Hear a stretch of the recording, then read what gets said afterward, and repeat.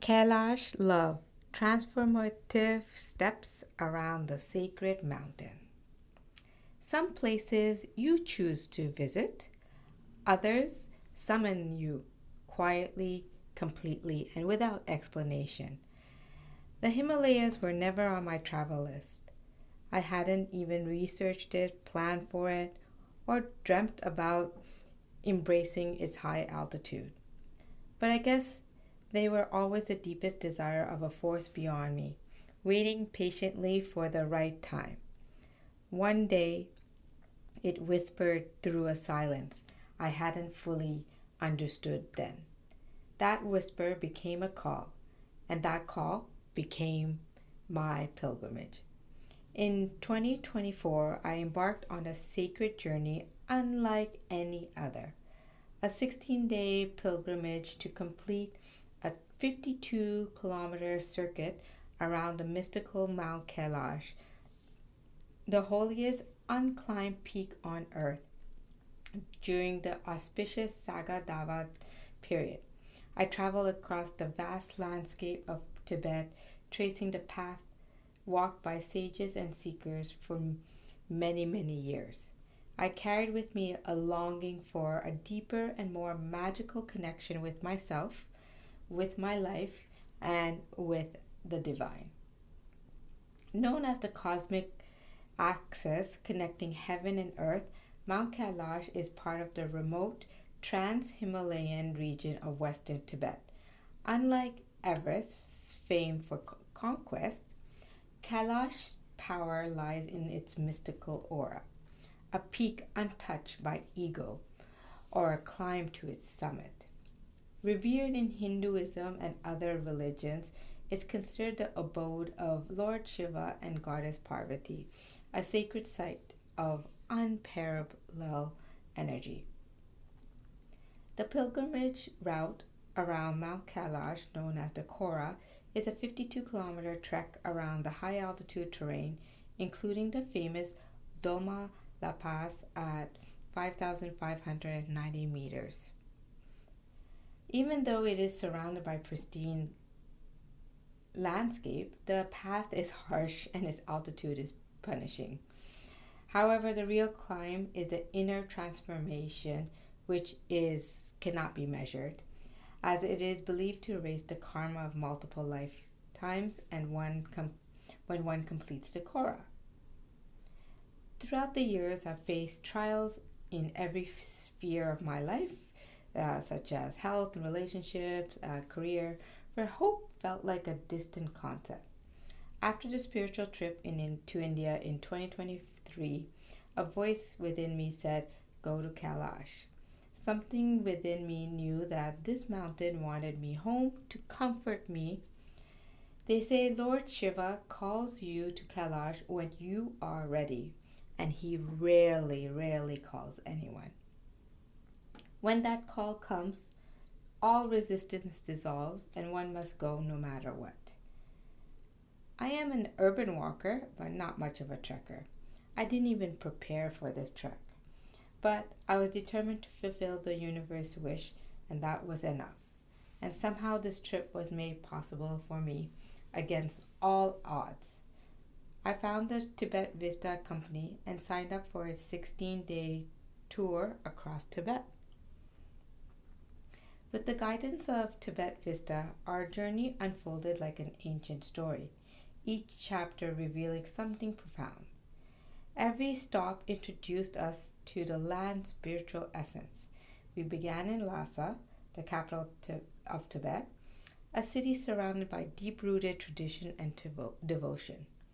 I was in awe as we explored the following: Patola Palace, where history's crown stood still amongst the sacred palace hall; Jokens Monastery, where its UNESCO site embodies the authentic Tibetan culture; Sera Monastery, where knowledge is acquired by monks who engage in debates; and the Everest Base Camp on the north side of Tibet,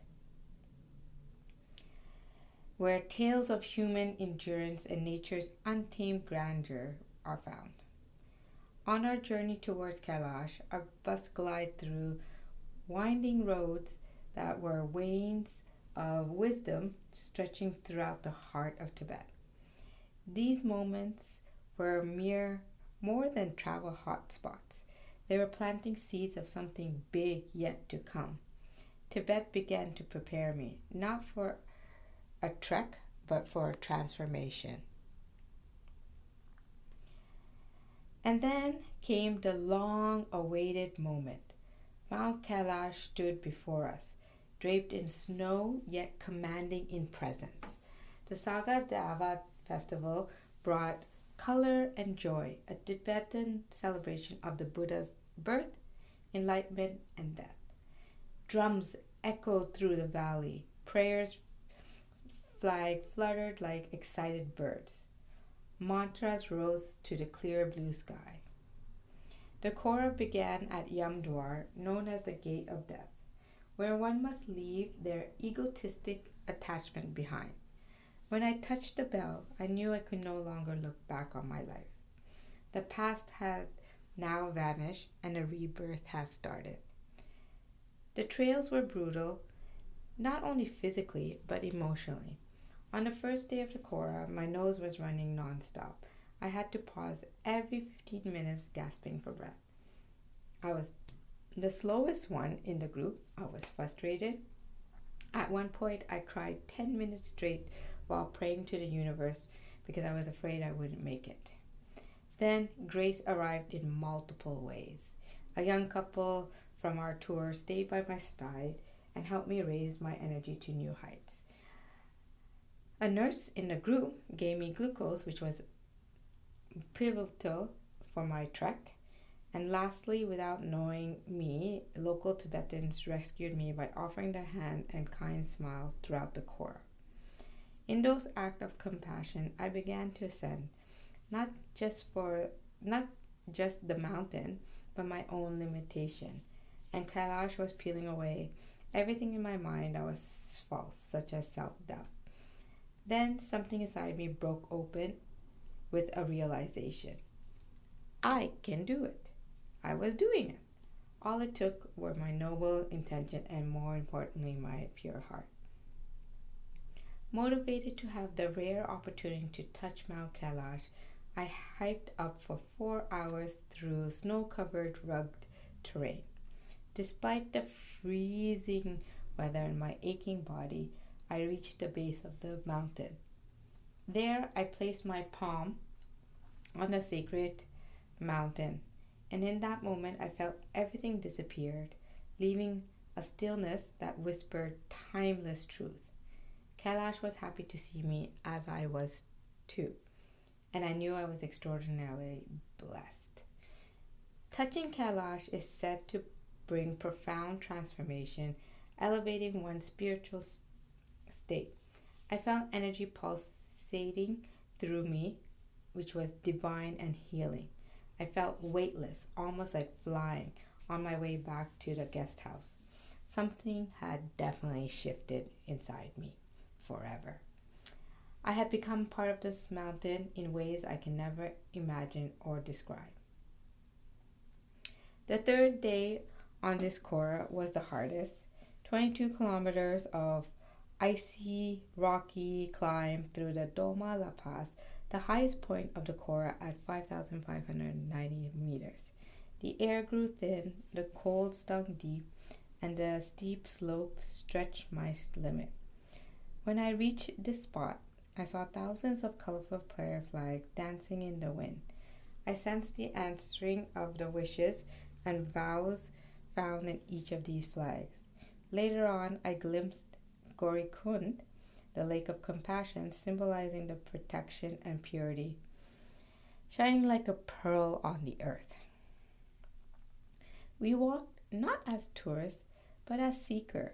Some walked for redemption, while others walked for release.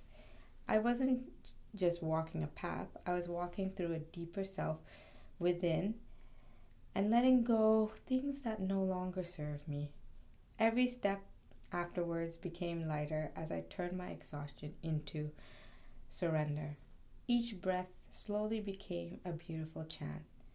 At the moment, I was not a woman on trek. I was someone connecting to a new version of me that I haven't met. On the final day of the Kora, I walked as if in a trance, absorbing the panoramic views of natural beauty that encompassed the Kailash. I was happy to see yaks casually strolling while wearing bells with meditative sounds. I also saw people prostrating their way around the entire Kora, an act of faith I deeply admire and respect. When we returned to the village of Darchen, someone pointed out a street sign bearing my name. I was stunned. At the moment, I knew with certainty that Kailash was my home. I had finally arrived home. Before heading back to Kailash, we made a stop at Lake Mansarovar, the highest freshwater lake in the world, believed to cleanse lifetime of karma. It reflects the sky so perfectly I couldn't tell where earth ended and heaven began. As I dipped my feet into its icy water, something special stirred within me. Perhaps I was going through a final round of purification for this trip, leaving me with a clean slate. Though this was an inward journey, I wasn't alone. With locals and friends from the tour, we weaved a bond that will last forever.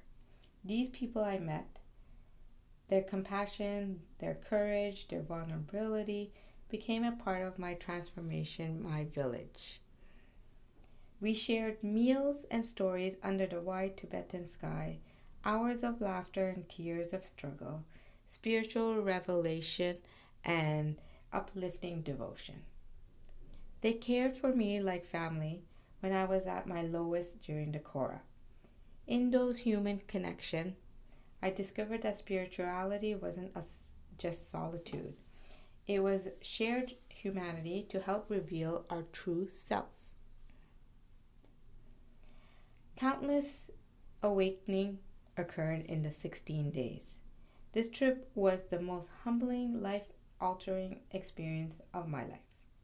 The raw beauty of Tibet, the profound transformation during Kailash Kora, and the camaraderie with fellow trekkers from around the world. I went seeking answers and aid. I came back with profound appreciation for the divine power of nature and the human spirit. Kailash is not a destination. It's a teacher, a mirror, a portal. Upon completion of the tour, Kailash immediately removed everything that was not right for me, such as unnecessary concern, old painful narratives, and layers of illusion. And in return, it gave me something greater: clarity and peace, creative inspiration. New doors have opened for me. My soul is too grateful for everything Kailash has done for me so far and will continue to do for me in the future. I pray that this post flickers inspiration for you to do the impossible. You are meant to awaken, and to those feeling the call of something, such as a special mountain like Mount Kailash, I say, don't question it. Just go. Let it strip you bare. Let your soul meet you there. Let it bless you immensely. Let its love carry into you every breath of your core being. Because in the end, Kailash doesn't just welcome you, it transforms you for the better. And now for the reflection section. There are 3 questions for you to consider. The first one is, what does Mount Kailash mean to you? Second question, what do you need to release, such as fear and outdated beliefs, to walk lighter on your spiritual path? And 3, what timeless truth do you think you would learn if you visited Kailash?